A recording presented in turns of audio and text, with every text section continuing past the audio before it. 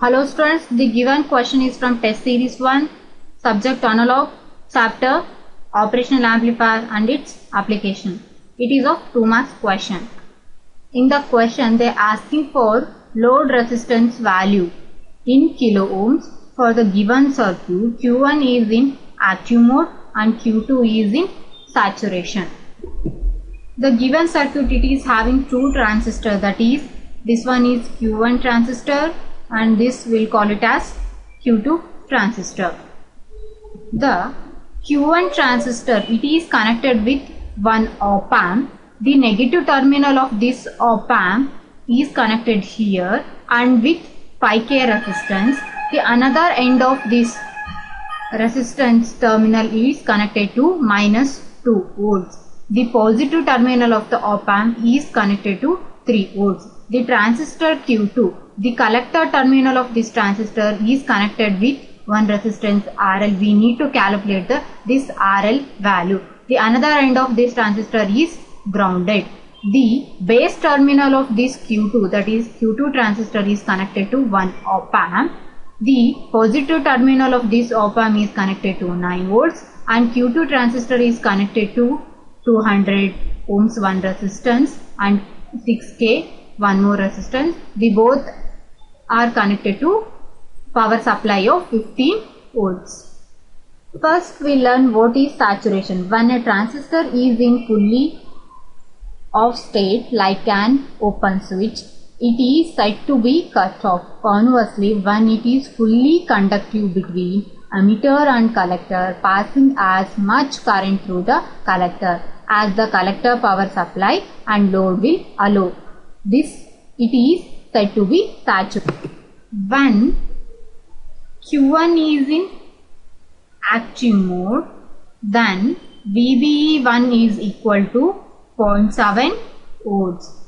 If Q2 is in saturation, then VCE2 is nearly equivalent to 0 volts. If op amp is ideal, so the voltage of the emitter voltage of transistor 1, it will be equal to 3 volts. Then calculate for emitter current in transistor 1. It will be equal to 3. 3 volts is the power supply in transistor 1 minus 2 volts. Here this is the minus 2 volts and divided by 5K.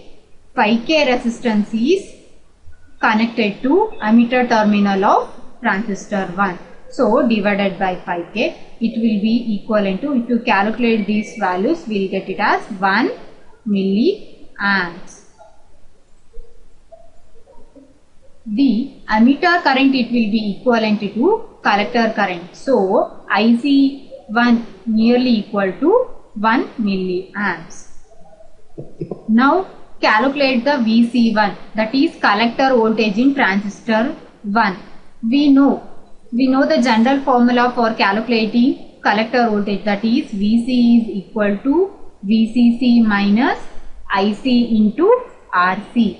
VCC is the supply voltage, IC is collector current and RC is collector resistance. So we are calculating for particular transistor 1. So VCE1, it will be equivalent to 15. 15 is the power supply minus 6K. It is resistance value into ICE1, that is collector current. It will be equal to, if you simplify this, we will get 9 volts. So VE2 is also 9 volts. Now putting this value in the circuit, that is VE1, that is emitter voltage, it will be 3 volts and this will be 9 volts and current 1 milliamps it will flow through transistor Q1.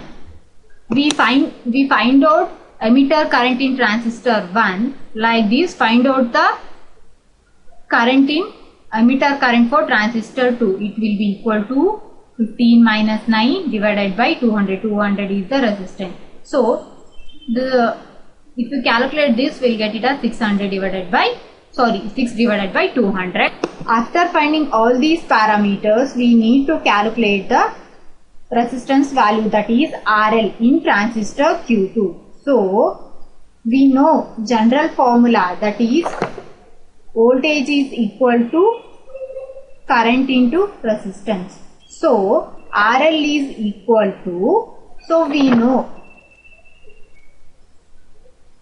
if you calculate for resistance value, it will be RL is equal to V by R. So RL is equal to 9 divided by 6 by 200. It will be 300 volts. But in questions, they ask for the answer should be in kilo ohms. So 0.3 kilo ohms. This is the required answer. RL is 0.3 kilo ohms. From this question, we learned what is active mode and saturation mode, and how to calculate some parameters like emitter current, collector current, and collector voltage, emitter voltage, and resistance value.